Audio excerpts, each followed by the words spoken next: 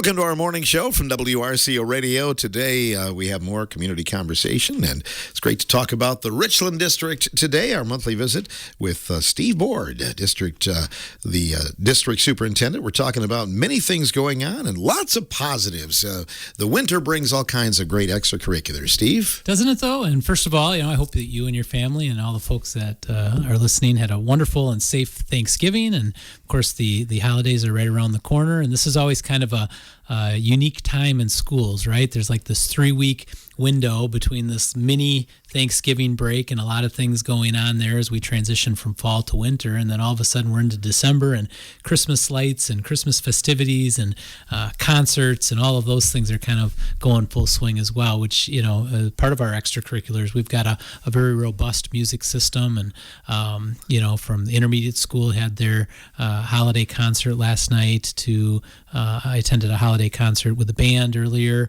this month. The choir has done a lot of great things, and it's just a fun, festive time to be a student at Richland Center in the Richland School District, as well as just being a community member. There's a lot of cool things going on that if you want just something to do, there's a lot of different things from sporting events to wrestling tournaments on the weekends to concerts at night and a lot of things in between. So a lot of things to keep our community busy and showcase the wonderful talents that our school district has. One of the fun tie-ins with extracurriculars is, and I witnessed it the other night, I was at the girls' game broadcasting, but when your choir steps forward and sings the national anthem, and it brings in not only members of the student body who are there just as fans, but members of the team and cheerleaders, and that's always so impressive to see that. It's impressive. It's unique. It's really something special. And you're right. Tuesday night, I got a chance to watch some of the members of the basketball team come out of the team huddle and join the choir, and then last night I attended a game and the pep band was there and they had kind of a drumline performance going on as part of their pep band. It was so impressive. There must have been, a dozen different drummers going on, as well as all the folks in the stands, and just a very impressive band and choir that we've got in our district. We're so fortunate, and that's not just Liz Niemeyer with the choir and Jeff Behrens with the high school band, but that's also their feeder programs, right? It's Pam Peterson-Kintz in the 7th and 8th grade, Sierra Calabria with the intermediate school students, Cammie Clary all the way down to the elementary. That foundation that they've built is really a nice pipeline. I mean, when they reach high school, their talents are just, it is so impressive to watch the number of people that we have and the talent that they've got with those performances. It's incredible. Moving to the classroom, recently they released test scores for the district, and they were up. It sounded like things were going pretty well. Yeah, we are so proud of our staff and our students and the commitment that our families have made towards really diving into academics. I had shared with our staff a year ago, last December of 2023, at a staff meeting. I had shared our academic test scores and how we were performing against the other 30 school districts in CISA 3, which is a cooperative in southwest Wisconsin. And when we looked at, third grade reading, ELA, and math, as well as 8th grade ELA, English Language Arts, and math, we were number 31 out of 31 in those areas as just these standardized tests. So we knew we had a lot of improvement that we had to make. And, of course, 2023 data would have actually been the 22-23 school year. So we've had some time. We've known that we've needed some improvement on this. Our district report cards 2 years ago, we were below expectations, as a district, which is essentially a 2-star, 2 out of 5 star, 2-star being below expectations, 3-star being meets expectations, 4-star exceeds expectations. And we were a 2-star in 2022 district report card. And so, when I took over as superintendent, I tried to be very honest with people. Like, here are the struggles that we're having. We have an open enrollment out problem. We have to address this. We have a student achievement problem. We've got to address this. And so we've really put a lot of focus on these things. And things don't change overnight, right? It takes time, and sometimes it's hard to see the gains from day to day. But when we get snapshots from the district report cards or school student achievement test scores, that's really where we can compare really good data, okay, and really comparing apples to apples. So again, 2022, we were below expectations as a district, okay, and we were below expectations as a Richland Center High School, and we met expectations in the Richland Center Intermediate School. Our primary school, we don't start the state does not start standardized tests until students get into third grade, and so we don't have a district report card score for the primary school, all right, so it's the intermediate school and the high school. Fast forward 2 years ago, or 2 years, and our latest report card scores that came out right before Thanksgiving, our intermediate school went from meets expectations to exceeds expectations. So they went from a 3-star to a 4-star. Our high school went from a 2-star, below expectations, to a 4-star, exceeding expectations. And our district as a whole went from below expectations to, again, a 4-star, exceeding expectations. So for us to be able to turn around things that quickly and really show significant growth by promoting and emphasizing the student achievement, that to me is incredible, and that shows tremendous staff buy-in and tremendous work by our students and our families and making this all work, because in the end you are what you emphasize, right? That's true in sports, it's true in life, it's true in schools, right? And so when we have placed a conscious emphasis on student achievement and trying to really dig down into what we want our students to learn, and this is a result of the PLCs, the early releases that we have on Wednesdays. It's a result of the curriculum pilot program that started at the high school. It's a result of all of our teachers getting more buy-in into outdated curriculum. Dr. Sherry Johnson has taken a tremendous lead into all of this. But now we see some of the results, and going from a district that truly was underperforming to now a district that the Wisconsin Department of Public Instruction deems as exceeding expectations is incredible. And when we look at some of our rankings around the area, again in our Southwest Conference, right? That's always a good comparative group because it's schools in Southwest Wisconsin, Platteville, Lancaster, Prairie, Dodgeville, River Valley. These are schools in Southwest Wisconsin that are very similar to Richland School District. Generally the same kind of enrollment, generally the same kind of socioeconomic challenges that we face in rural Wisconsin. Dead last, okay? And this year we are number 2 for our high school, okay, out of the 6 schools, just a little bit behind River Valley, making great strides. And we were number 1 in student growth, okay? And so when we look at where our students were and the gains that they made over the last couple of years, number 1 in school growth.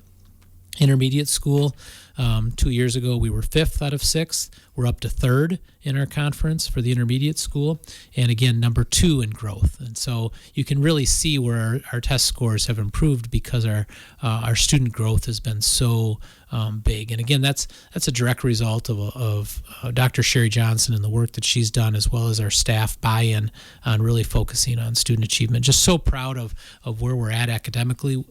But I also want to say we still have a ways to go. Right? We are not settling on this. We want to continue to strive to be the best school district around, the best academically, and give our students the best opportunity to be successful after they graduate from Richland Center High School. When do they typically test for those scores, Steve? Yeah. We test throughout the year as we get baseline data, and then in the spring there are the big standardized tests, usually a window that opens up in April, and that's when our students, as well as many other students across the state, are doing all of their testing. Okay, and so that's certainly a win. That might be the highlight of the year. I tell you, I don't want to underestimate it because it is truly something special, and it may be the highlight of the year. And for us to be able to turn it around so quickly is really just again, kudos to all involved. I get to kind of reap the rewards of all the success, right? But really there are so many people that are in the trenches that are doing this on a daily basis, and just so fortunate to be part of such a great group of people. I think we're over the hump a little bit. The COVID year has certainly set people back. Virtual learning You did the best you could, but that was a struggle as well. It certainly was, and so I think that that's probably why we focused on growth as much as anything, because coming out of COVID, and I'm sure a lot of school districts saw this, but coming out of COVID, students did have some academic loss, right? That summer slump became kind of a COVID slump, right? It extended that first year of COVID. Many school districts, just stopped school around the 1st of April or middle of March, I guess is what it actually was. And then even that next year, many school districts, including our own, had some hybrid version, right? I mean, we went to school 4 days a week, Mondays, Tuesdays, Thursdays, and Fridays. But even then, we're masked. We had to have social distancing. We couldn't have the interactions that we normally have, which are extremely vital to a student's success and wanting to be in school and developing relationships with the adults and their peers and things like that. That all plays a factor in a student's ability to learn and grow. And so it took us a while to get out of that. Again, it did many districts, but for us to see the growth that we've had and for us to know that the Richland School District has grown at a faster pace than almost all other school districts around, if not all other school districts around, that's something special, because that is really what we were trying to emphasize. Recently in the news, we talked about school board elections coming up. In fact, a couple of openings, potentially in the spring, it sounds like. Yeah, we've got, every spring we have a couple of seats that are open. This next spring will be no exception. We've got 2 seats that are open for the Richland School Board, and anyone who's interested in putting their name in and getting on the ballot, you should reach out to myself or Laura Steele in the district office. But we've got a city seat, right? So somebody who they have to live in the city of Richland Center. That's a specific seat that's currently held by Neil Huntemer. Mr. Huntemer has already declared that he will not be running in April, so that there will not be an incumbent on that ballot. And so we know that we're definitely going to be looking for one person to take that seat, and that there will be a new member on our school board come next April in the city. The other seat that we have is an area west of Richland, the city of Richland Center, the townships to the west of their school district. It's currently held by Aaron Unbehan.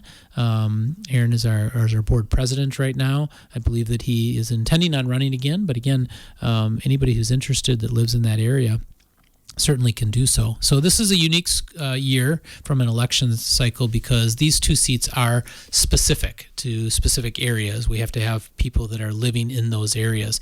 The other 2 years in this kind of 3-year cycle that board members have, there's always one at-large opening, right? So anybody, regardless of where they live, can look to run for those. But this particular one is that every 3rd year we've just got 2 seats that open up, and they have to be specific to certain areas. So again, a city seat and one to the area of the west of the city of Richland Center, which isn't entirely true that it's to the west of Highway 80 that runs north and south, but that's a general guideline. And if you're close to Highway 80 and you're on the east side, and you're interested in running, I would encourage you to reach out, and we can let you know if you're eligible for that seat or not. So deadlines for that, January 7th at 5 p.m. or when all of the paperwork needs to be turned back in. It's a relatively simple, painless process. There's no petitions that you need to sign or anything like that. We can help you fill out the forms, but they do have to be back into the district office by 5 p.m. on January 7th. Which will mean that you want to allow a little bit of time to pick it up, get any questions that you have answered, fill out the information that is required, and get it back in time. And then your name would be on the ballot for an April election. The district will be closed, I'm guessing, over the holidays, select days? Yeah, the district will be closed on Christmas Eve and Christmas Day, so the 24th and 25th, as well as New Year's Eve and New Year's Day, 31st and then January 1st. And the district will be open the rest of those days in between. And even though there's no school, someone will certainly be there during normal business hours. All right. Steve Board, our guest here on the morning show from WRCO, as we talk about Richland School District. And I want to talk a little bit, too, about your collaboration with not only the city of Richland Center, but the county, the district, working with those 2 entities as well. Yeah. We've got a great relationship with both of those 2 entities right now. We've been working hand in hand with those entities. It started off as a collaboration with the school and the city, specifically the police department as part of the city, to get a community resource officer in our building. Officer Wilson is in our buildings every day, and what a valuable resource that is, and what a tremendous benefit it is. And it's been such a positive benefit. Initially when that happened, I think there was some skepticism that you're going to put a cop in the schools. What image does that portray? But it has been nothing but positive. I have not heard any negatives that have come from this. Not only from those extreme discipline cases and having somebody right there to provide some safety and intervention right away, but also from a benefit standpoint of having good interactions with our students with a member of our law enforcement. And I just have to believe that pays huge dividends in our community and having that positive relationship. But that particular collaboration that started kind of between the city and the school district then kind of transformed into adding the county involved in it. And, we did a community forum here about a year ago as the school district was letting people know about the referendum that was coming up, and the county had some campus reconfigurations that they wanted to talk about. The city had some updates. We did that down at the bowling alley. We've been continuing to meet with those three entities and really trying to give to really let our community know how closely those three entities are working together. And I believe we're going to try to do another community forum here in January or early February and try to give some updates to the community. School district may not necessarily have a huge role, but we're certainly going to be a part of it, right? We're not pitching a referendum, but we're certainly there to support and provide an update to our community about what's going on. The school and Simons has been working very closely together. Mike Hardy is the director over at Simons, and we are working to try to develop a better relationship to try to offer some swimming lessons to our students, perhaps in third grade as early as next school year, trying to provide some lifeguarding classes for our high schoolers, potentially as early as next school year, and to try to have that collaboration. And again, when there was some talk about, the school and what would it do if, it had Simons and those kinds of things. And again, they were all just ideas, but from ideas come some really, really good realities. And that's one of the things that's happening. I kind of pitched the idea of, wouldn't it be cool if we could get every second or third grader to have swimming lessons in our school district, so that every kid when they graduated from Richland Center High School knew how to swim, right? Well, just something that they can do for the rest of their life, and be able to have a curriculum where we develop lifeguards within our school district, and then those lifeguards that are being trained in high school can be part of the swimming lessons that our second and third graders are teaching, right? And so now we've got a peer mentorship going on with our 9th, 10th, 11th grade students and our, second and third grade students. But then also the benefit that the county and the city has by having more employment opportunities for those students as they try to find people to be lifeguards at the Woodman Aquatic Center during the summer, or Simons during the course of the school year. So I just think that that's a great benefit. And so that idea kind of came about. Mike Hardy and I have been working together. He's trying to write a grant to provide some transportation and offset some of the costs, but that's something that we want to try to do as early as next school year. We're adding it to our course curriculum guides, and I just think, again, that community partnership, having these entities all work together and truly working together, right? Not just putting on a smiling face and in front of people, but truly behind the scenes working together and having a good relationship. That's great for our community. And I'm excited about that opportunity. I'm excited about continuing to collaborate with the county and the city as we expand, whether it's the CRO or working together with the referendum projects, or the county on what we can do with Simons. We're working with the county on an MOU to get use of the gym. I believe that's close to getting wrapped up. We need some gym space at our high school now that we've got our 7th through 12th graders up there, 7th and 8th graders up there joining our 9th through 12th graders. It's right next door. It's a beautiful facility.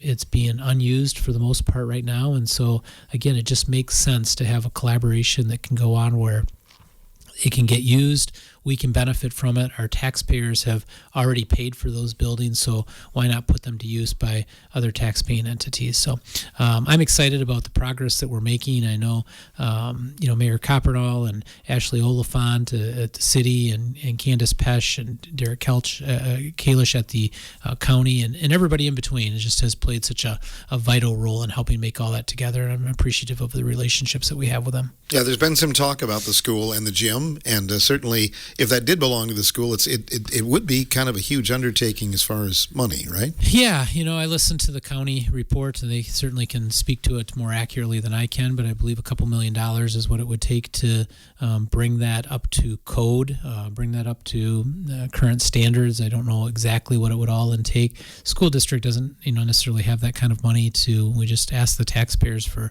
referendum dollars, so we would have to figure out some way to be able to bring that up to code. But again, I don't know that any one entity has to take that on entirely by themselves, right? If the county and the city and the school and any other entities can work together, and we can find viable ways to keep resources like Simon's, like the gym, in our community, right? It doesn't have to belong to the school district. It doesn't have to belong to the city. It doesn't have to belong to the county, but can't it belong to the community in some fashion and allow our community an opportunity to use these valuable resources and not just come up with a Band-Aid for the short term, but come up with a true sustainable option to keep these things in our community. You and I have a soft place in our heart for that building. I know you began your coaching career there, and I broadcast a lot of games there over the years. It'd be nice to see a reunion there sometime, just to actually have a varsity game there. It really would be. It would be. It's sentimental. I went to school there. I met some of my dearest friends. Right. The best man at my wedding I met at the UW Richland campus, and so, and I tell, my kids, as Ella went off to college, I was like, there's a great chance you're going to meet somebody the first week of college that's going to end up being in your wedding, right? I mean, that's what that does. And that's certainly some of the relationships that I have. And I just think about how much that campus impacted my personal life, from the relationships that I have to what I ended up doing. I mean, that did catapult my coaching career. I coached the women's basketball team for 3 years out there. There's still a trophy, for their first conference championship in that case, which, I hope that those things are considered as well, right, as they figure out what they're going to do with it. There's a lot of people, when it was back in the teacher college to the early days of UW Richland, that there's a lot of memorabilia in there that I'm sure a lot of people in our community would not want it to go to waste. But anyway, then that coaching catapulting into the high school coaching that I did for so many years, and then that led me to a career in education and ultimately where I'm at right now. So it all started at UW Richland. Here we are today on the morning show with us. Steve Board is our guest. We'll have more coming up in a moment.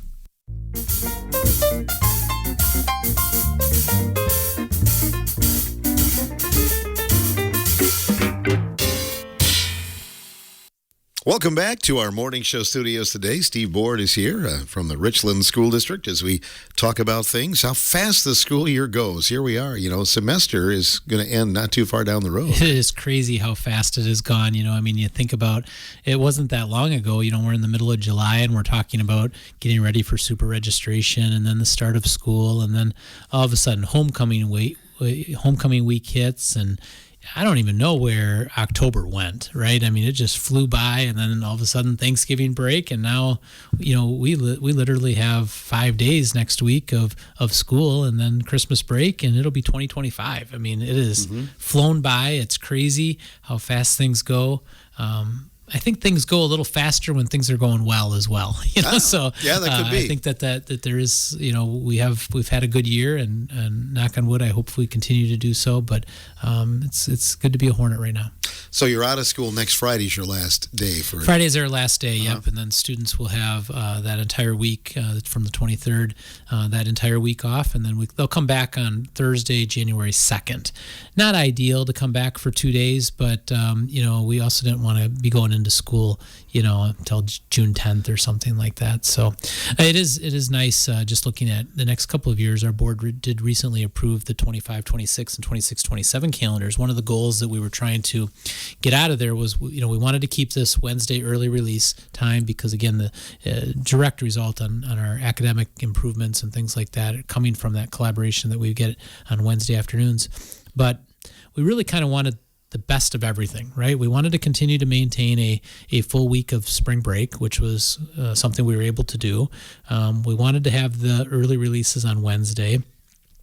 Teachers had asked for the ability to have an extra day of in-service before students got here, just to get ready for things and to get some of the training so it's not quite so crammed. We're able to do that. And the biggest ask, and probably the biggest change, was they really wanted to get out before June 1st, right? They wanted to get out in the month of May. And we were able to do that. And so our next 2-year calendars, 25, 26, and 26, 27, our students will be done before May 31st on both of those years, maintaining a full week of spring break, maintaining our traditional schedules. So I'm excited about that. I think people will enjoy that as we get into those years, and they can now look and figure out if they've got a student that's going to graduate here in the next couple of years, when graduation will be. They can start making plans for vacations over spring break, things like that. So, but I'm excited about the upcoming calendar and being done in May, starting as early as next year. Can the weather affect that, though, if you miss a bunch of days? Yeah, that's a good point. We've got some days built in. Certainly, we always have. We've looked at some historical data and, realize that on average, we lose the equivalent of about 3 or 4 days a year. Obviously, that can come from 3 or 4 early releases or late starts that kind of equate to 1 full day, as we have 2 hours chipped off at the end, or just an entire cancellation. But those calendars still have a good amount of time built in, about 4+ days at all of our grades. So sure, if we get just one of those winters where we've got 6, 7, 8, cancellations due to weather, inclement weather, then that certainly could impact us a little bit and maybe force to go a little bit more. But as it sits right now, I think we're in a good spot. Enrollment, there's a positive there that came out this week, too. Yeah, enrollment's been a key point, something that we've really tried to focus on. I mentioned it earlier in our broadcast here today that, I didn't want to just not address the elephant in the room when it come to our enrollment. The Richland School District had an open enrollment out problem, right? And I think that that's fair to say. And I think it was important for us to recognize and say out loud. And I will continue to say that we were losing too many students that live in our district to other districts, and it was having an impact on our culture as well as our finance and our ability to just do things. And so that was a conscious effort that we're trying to make this year. From a board standpoint, they're trying to retain 80% of our students. We were at 75%, and so a 5% increase. Administratively, we knew this was going on, so we've been working on diligently behind the scenes on trying to improve that and improve the offerings. That's a direct result of leading to some of our alternative education options that we have, whether it be the partner school or the school within the school with the RC program, or the hiring of a bilingual ELA and math teacher for any families that don't have great English skills, and be able to still be included in school and involved in school and learn in school with student achievement. Just continuing to try to find ways. We've got an off-campus alternative education program for some students. Our GED options continue to exist. Our ROA options continue to exist. So a lot of different options for students in an effort to try to keep them part of our school district. So just some recent data that came out. Last year, 2023, fall of 2023, we did our official third Friday count. And at that count, we had 269 students that were living in our resident that were going to school elsewhere at another public school, right? They were open enrolling out. 269 students. We had about 95, I believe, was the number of students coming in. Excuse me. We had 89, I believe, students coming in. Our third Friday count numbers, we had now reduced that to 251. So we had got 18 more students coming back to our district, and we had increased our open enrollment in numbers to about 95. But it didn't stop with just the third Friday in September count. We've continued to make that a conscious effort, continuing to try to promote and try to find options for students that best suit. We're continuing to move that trend. We're now down to 247 for open enrollment out students. Still a lot of open enrollment out students, okay? But going from 269 down to 247 in matter of about a year and continuing to make that improvement is encouraging. Open enrollment out, in are now up to, I believe, 99. And so when you factor in all of those things and you look at our goal of going from 75% retaining students to 80%, where are we at? We're at 78.9, okay? And so we're getting close, right? And we're moving in the right direction. And I don't know if we'll be able to reach the 80% mark next year, but I know that we need to continue to put a major emphasis on retaining our students that are living in the residents of Richland School District, not just the city of Richland Center, but the townships that incorporate the Richland School District. We've got a lot of great offerings for students. We've got a lot of options for students, and we're excited about them coming back. We've definitely seen an increase in students. We expected an overall enrollment decline just because of the graduating class last year and the incoming class coming in. We actually went up in number of students this year, so very excited about the open enrollment numbers trending in the right direction. But again, much like student achievement, while the numbers are heading in the right direction and we're excited and we're going to applaud that, we're not going to rest on our laurels either. We have to continue to make that a conscious effort and continue to improve and continue to do the things that we're doing and tweak things along the way to modify things in the best interest of our families. How does the homeschool process work? Now, let's say a homeschool student uses the district for like an extracurricular, like a band or something like that. Do you get credit for those students? They become a part-time student. Part-time? State law allows them in the high school level to take 2 courses if they're a homeschooled student, and so they can come in for a band or a choir or an AP course or just any course that they want. A course is kind of defined for us because we do have some classes. We do have some classes that they're called skinnies. They're 45 minutes. And then we have some that are blocks that are 90 minutes. Our policies define a course as a 45-minute period of instruction. So if a homeschool student was in an AP bio class, for instance, that's maybe a 90-minute block, that one class constitutes both of their courses because it's 2 45-minute sections. And so that's what we go by. We're actually trying to work on ways right now. Dr. Sherry Johnson and I are trying to work on ways to address the homeschool and see if we can do something that might benefit our homeschool students as part of the public school district as well. We're looking at modeling some ideas off of Nakusa. Wisconsin Rapids kind of had a unique system where homeschool students can join the public school but essentially continue to do the same curriculum that they're doing at home, but it's paid for by the school district. It kind of becomes a mutually beneficial because the families don't have to pay for the curriculum and the school district can get funding and provide some resources for those families as well. We're also looking at a model that Alaska has, very early stages of it, but Alaska has a unique model because of the daylight constraints that they have in Alaska during the winter months.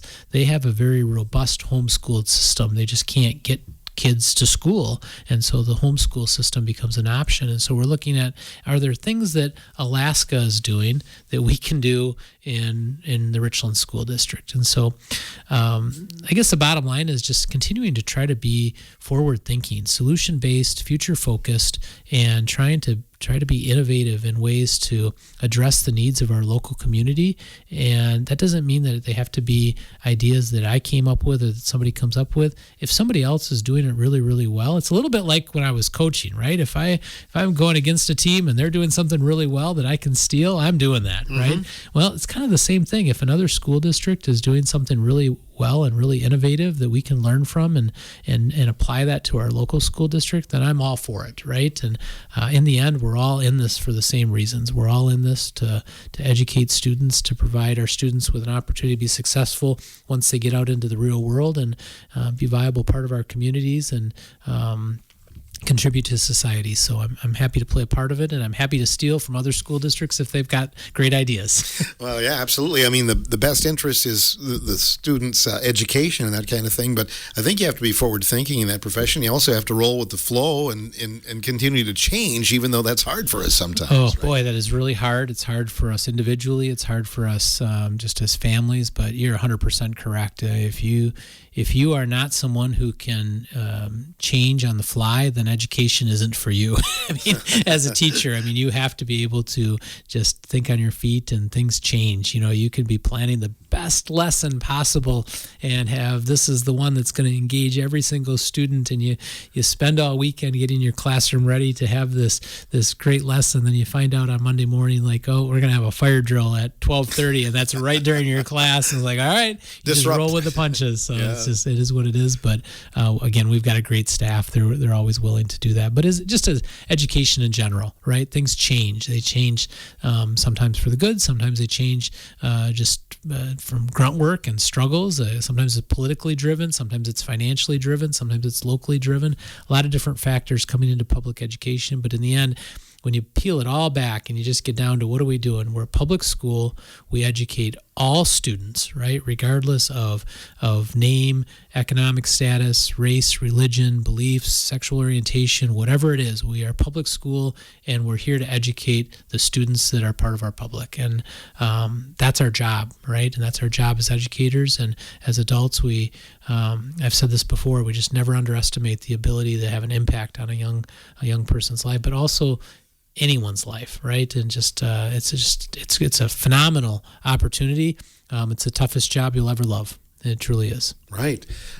District residents should know the referendum dollars are hard at work. You've been working on some construction things and some ideas for the future, too? Yeah, we are 100% through the design phase of the primary school. And again, next summer, that's going to be where the majority of work is done as we started really examining. And I say we, this is a huge team of people, that engineers and people a heck of a lot smarter than I am doing this sort of thing. The primary school and those sinking classrooms just continued to be like, this is something that we have to address and something that we have to address now. When we got into that, the scope of that, what we thought was going to affect 2 classrooms ultimately affected 4 classrooms, which doubled that particular scope and magnitude. And so when we went out for bid, and we had 14 scopes of work that were going to be bid, from HVAC to asphalt to general construction to roofing to electrical and everything in between.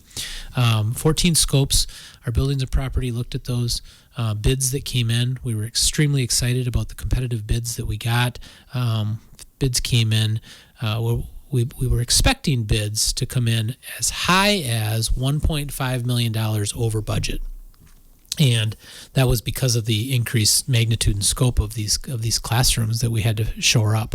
They came in about $400,000 over budget, which, I know that sounds like a lot, but that is awesome, right? For us to be able to increase the scope and come in $400,000 over budget.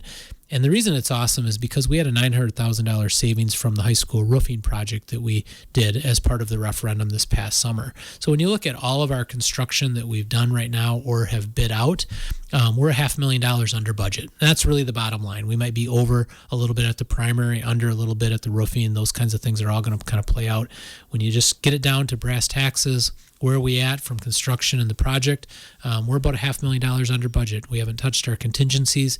We haven't touched any bond proceeds. And so we are really, really confident that we're going to be able to completely do this project exactly as we promised the taxpayers, and probably with a little under budget. And that will allow us to either get some additional projects done that maybe didn't quite make the referendum list but still are right up there in the priority list, or maybe not borrow as much money and give a little tax relief to the taxpayers. Indeed. Speaking of which, tax bills will be coming out in a Christmas card. Right? Yes, they will. And this is another collaboration. I met with folks from the city and the county not that long ago, and we all are taxing entities, and is there a way that we can kind of deliver the same message? And so I believe that we're working, I know that we're working together. Carrie Stoltz, our marketing communications director, is working on sending out a kind of explaining your tax bill that all the entities, the school district, the counties, the townships, and the city can all use.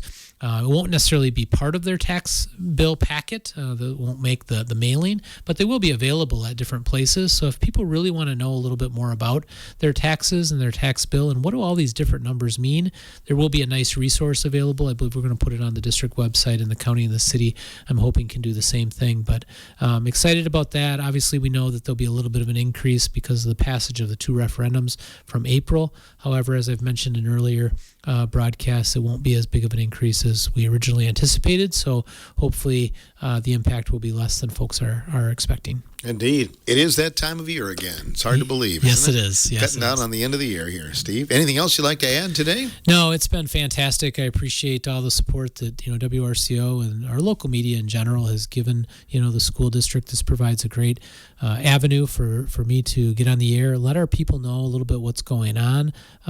Again, I've tried to be very honest, the good and the bad, right? And we're not perfect. We have a lot of things that we still need to work on, and even the things that we've improved on greatly, we still have a lot of work to continue to do. But it is really a great time to be a Richland Center Hornet. Our community has supported us greatly through the referendum, but then also just in their presence and being visible and being available and attending things is just so important for our community to continue to support our students and our staff. And it's incredible. I'm so fortunate to be part of such a great school district and a great family and a community that I love so dearly. So wish you and your family the best during the holidays, and the same to our listeners. Thank you. We appreciate you too, because I think that transparency is important. You don't want people saying, well, they're holding something from us or whatever. I mean, you're forthcoming on all the info, so we appreciate that. Thank you. I certainly try to be. Yeah, absolutely. And the one thing and another positive just to end is I really like the new sign that's on the back of the softball scoreboard as you drive up